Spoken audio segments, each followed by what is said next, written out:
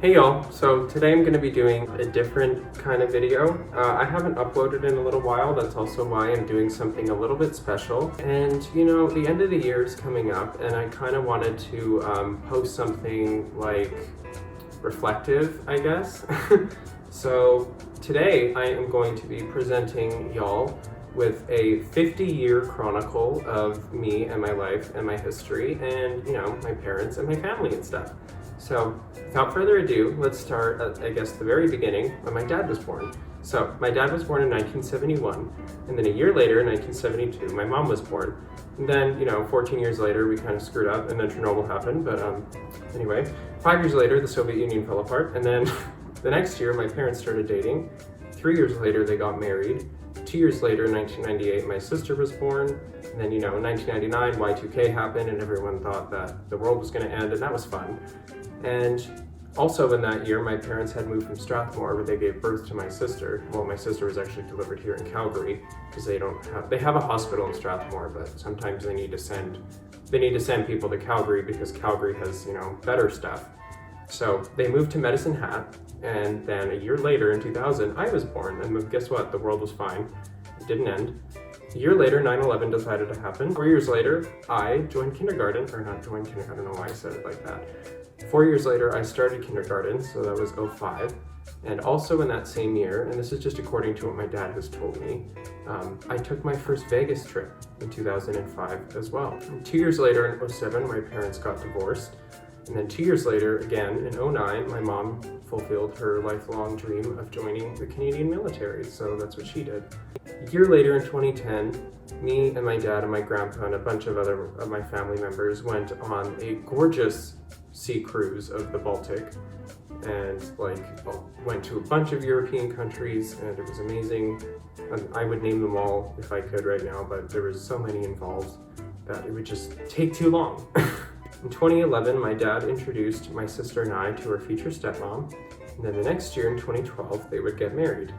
In 2013, my stepsister would move up to Canada from the States and into my dad's house, or I guess now would be his old house. In the same year, I would be moving up to Calgary with my mom for like a couple weeks at a time, because after my parents divorced, they got split custody of my sister and I, because that's just what people do. So that also occurred in 2013. Then the next year in 2014, my stepbrother moved up to Canada from the States. And also in that same year, as a family, we all visited Hawaii. And obviously this isn't in the same vacation, but we went to Hawaii and we also went to Disneyland and Disney World. And those two vacations were probably some of the most magical in my life. You know, not to make it punny or anything, you know, Disney being magical. All around an amazing trip, and I would take it 100% all over again, hands down. In 2015, my stepbrother would move back to the US after trying to make things work in Canada for about a year and a half. And also in the same year, my stepsister would try to move out for her first time in an apartment in downtown Medicine Hat, just across from the provincial building. Anyone who lives in the Hat will know exactly what I'm talking about, so shout out to them. In 2016, so just a year later, my stepsister would move back to my dad's old house because, you know, even her working like a bunch of jobs and being in college and having to pay for stuff understandably was too much, so she had to move back to my dad's.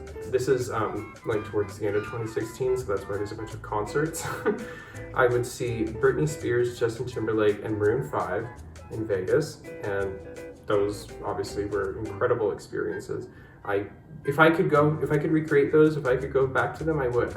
I've already been to Katy Perry a couple times as well, and she was like completely sensory overload. She was amazing. She was overwhelming in all the best ways possible.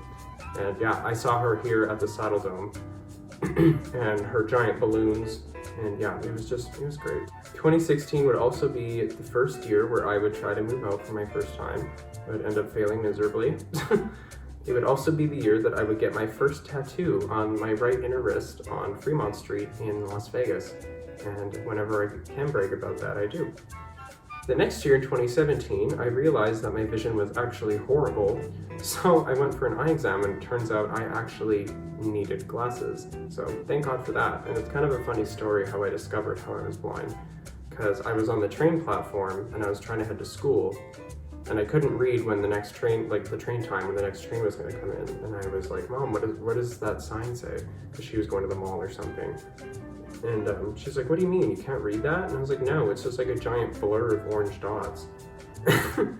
So yeah, then she told me what it was, and yeah, that same day we went and got my eyes checked at LensCrafters. I love LensCrafters. I know that that's their motto, but I really do. But yeah, we went to LensCrafters and they hooked me up with some hella good specs, and now I can see in HD. Oh yeah, 2017 was also the year that I would try to live with my first high school boyfriend, and that did not work out. So then after that kind of fell through, I ended up just moving in with some high school friends because I was like, I just went through a breakup, and while it wasn't necessarily hard, like I know that sounds terrible, but like I know that it just went through like a relatively like I don't know, easy breakup. But like I don't want to just like go throw myself back into my dad's and like just be around like 6 or 7 people all the time again. Like I'm not ready for that yet. I still need like to expand my bubble a little. In 2018, my gift for like the year I was supposed to become an adult, I actually got bronchitis somehow, and I think it might have had something to do with the fact that I was smoking pretty heavily at the time. Almost a pack a day when I was in high school was terrible. Obviously I don't smoke now. I've been smoke-free for since last July, so about a year and a half. But anyway, yeah, so I was a pretty heavy smoker in high school, so I developed a really nasty bout of bronchitis because of it. I'm just guessing that's what it was. It was either that or the weather. But yeah, I had to basically take like this, I guess I didn't really have to, but I was looking up like homeopathic things and like natural remedies first, so that I could go to the pharmacy and like see if I could drink one of those natural medicines, and if that didn't do anything first, then I might try medication, because I didn't want to just like, you know, destroy my system if I didn't need to type thing.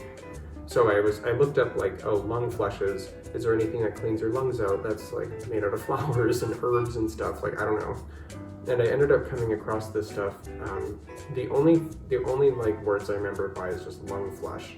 But I think it might have been by Nature's Bounty. I'm not sure though. But yeah. So I think it was a tablespoon in either a glass of water or juice twice a day for 30 days. And then you just like keep doing it until it goes away. And all it tastes like was just like unsweetened iced tea when it was mixed with water. So I was like, oh, this is easy. And literally, like dead ass, I was on that regimen, and my bronchitis like vanished within like 2 weeks. It was insane. So I told my dad about it. I was like, hey, I just tried this natural stuff, and like it completely obliterated my bronchitis. And ever since then, literally ever since that day, I have not had a single lung issue.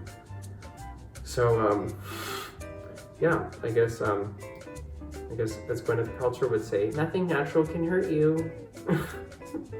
Well, yeah, and then also in 2018, that would be the year that I would move out for good. And it was when I moved to Brooks, and then eventually back here to Calgary for the third time. Because in 2016, I also moved back here with my mom again when she was in the military, so yeah. If I moved back here again after leaving, like this year or next year, there would be my 4th time coming back here. Yeah, and then next year, in 2020, all of the amazing lockdowns would begin. And then this year, Brandon and I just started talking about and forming plans about moving to Canada's great and amazing, beautiful cultural capital, Ottawa, Ontario. Now, obviously, this is like a 5 to 10 year plan, and it's not going to happen like right away. But yeah, that's just the way that things are going to go right now. And we're probably most likely going to be in Ottawa in a couple years from now. But anyway, thank you all so much for watching this documentary timeline chronicle thing of the past 50 years. I hope y'all enjoyed, and hope y'all I hope it made y'all be able to know me better and understand more about me.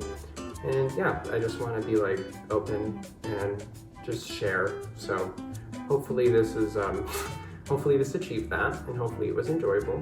And I love all of you guys so much. Thank you so much for watching and everything. If y'all like the video, y'all already know what to do. And I'll be honored to see you in the next one. Bye-bye.